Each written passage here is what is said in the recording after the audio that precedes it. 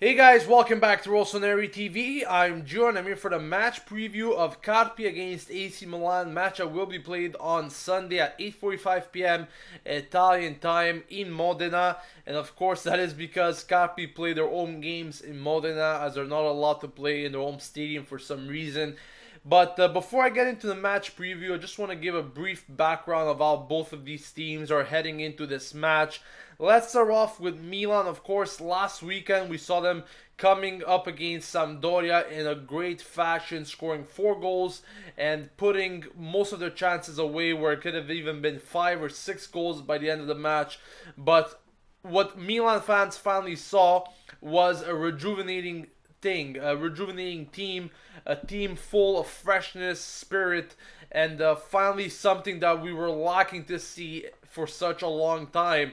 And Milan played, as I said, one of their best matches throughout the whole season on Saturday. However, during the week when we played against Crotone in the Coppa Italia 4th round there on Tuesday, Milan wasn't the same, and that is also because Mihajlovic changed most of the components of this team, bringing in most of players that didn't play as much during the season, or I guess you could call them the bench players. And overall, Milan wasn't the same as Saturday, and many Milan fans were disappointed because it felt as if we didn't go into that match with full seriousness, full awareness of who we were playing, a team like Crotone that is doing very good in Serie B, and we had to leave it late in extra time to win it. So hopefully that doesn't repeat itself against Carpi on Sunday, and I do hope that Milan learned their lesson because it's important. I mentioned several times we can't take any team lightly because there's no such thing as an easy match in the Serie A. And Carpi is a team that, of course, they got promoted to the Serie A at the end of last season, but many people, including myself, are backing them up to go and get relegated to the Serie B at the end of this season. So Carpi is going to try whatever thing possible to salvage some points out of every opponent from now until the end of the season. So you could expect a hard-fought battle once we face them on Sunday. Now, of course, Carpi played this 4-4-1-1 formation, which suggests that they play very defensively and very compact, especially in the midfield, and they want to hit back on the counter. However, so far the numbers have been speaking for themselves, and they haven't been doing too well in the goal-scoring department as well as in the defensive department, as they've allowed the most goals out of every team in the Serie A so far. So Milan need to have these ideas put in their mind. However, not underestimate this team that is capable of doing great things just the same, like we saw against Genoa last weekend, where they were losing 1-0 in Genoa and they were able to come back and win the match 2-1 thanks to goals coming in from Borriello and Christian Zaccardo, guys. Imagine that. So you can just never write off any team in the Serie A. So I'm hoping Milan get into this match with the right mentality and at the end of the day, pick up the 3 points. But without further ado, let's take a look at the probable starting 11 for Milan, as Mihajlovic will return with a similar lineup to what we saw against Sampdoria, with the exception of De Sciglio replacing Antonelli as he's injured. So let's take a look at it. Donnarumma in net, Abate, Alex, Romagnoli, and De Sciglio in defense, Cerci, Kushka, Montolivo, Bonaventura in the midfield, with Bacca and Yang up front. So once again, it's a nice lineup.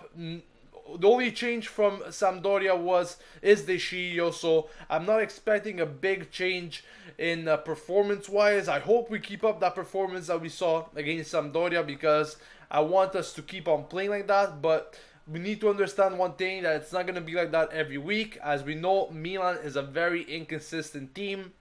So hopefully we'll see the better side of Milan on Sunday. Moving on, I want to speak a bit about Niang and Bacca up front, because of course Mihajlovic, with this 4-4-2 formation, you could see that Niang is finally playing in his role, and he's not really restricted to playing as a winger as he was doing in that 4-3-3, where he was pretty much restricted to play in that position and didn't have much roaming around to do besides playing on that wing. Now we see Niang with a bit more freedom, getting good support, especially from Bonaventura. So we can expect him to exploit this game even more. And so far, he's got 3 goals in the past 2 games. 2 goals against Sampdoria, 1 goal against Crotone. So hopefully his goal tally increases even more, and Mbaye Niang gets off to more goals in the charts. Baka as well. I'm expecting him to get some goals.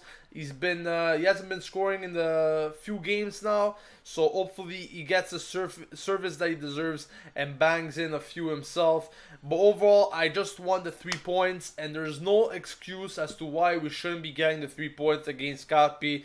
There's teams out there like Juventus that did great comebacks, and we need to catch up to these teams, and the only way we're actually going to do it is by beating these small teams on paper. As I said, there's no easy match, but at the end of the day, we have to make sure to walk out of these games with the 3 points in the bag, or else we're going to be very disappointed, and we could be obviously very sorry at the end of the season if we're missing a few points to reach an objective, let's say. So hopefully Milan change their mentality from what we saw against Crotone, and don't take things too lightly like they did against Crotone, and come in to this match with the right mindset, right attitude, and get the result that we need.